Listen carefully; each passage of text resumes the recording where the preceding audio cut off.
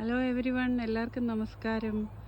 ഞാൻ ഇന്ന് വന്നിരിക്കുന്നതുകൊണ്ടോ ഞങ്ങളുടെ ഓസ്ട്രേലിയയിലുള്ള മുറ്റത്തുള്ള ഒരു ഏത്തവാഴക്കൊല കാണിച്ചു തരാനായിട്ട്. അപ്പോൾ നിങ്ങളൊക്കെ വിചാരിക്കും, ഇവിടെ കേരളത്തിൽ എന്താ ഏത്തവാഴക്കൊലയൊന്നും ഇല്ലാഞ്ഞിട്ടാണോ ഓസ്ട്രേലിയയിലെ ഏത്തവാഴക്കൊല കാണിച്ചു തരുന്നതെന്ന്. പക്ഷേ ഈ ഏത്തവാഴക്കൊലയ്ക്ക് ഒരു പ്രത്യേകതയുണ്ട് കേട്ടോ. ഇവിടെ ഓസ്ട്രേലിയയിൽ ഞാൻ കണ്ടിട്ടുള്ള ഏത്തവാഴക്കൊലയ്ക്കൊന്നിനും ചുണ്ടില്ല.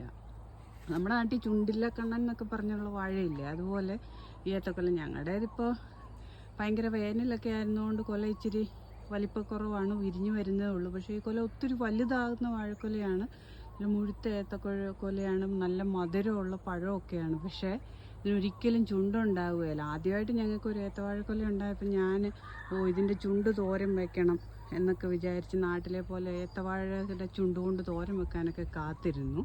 പക്ഷെ പിന്നെയാണ് മനസ്സിലായത് ഇവിടുത്തെ ഏത്തവാഴക്കൊലയ്ക്ക് ചുണ്ടില്ലാത്ത ടേസ്റ്റി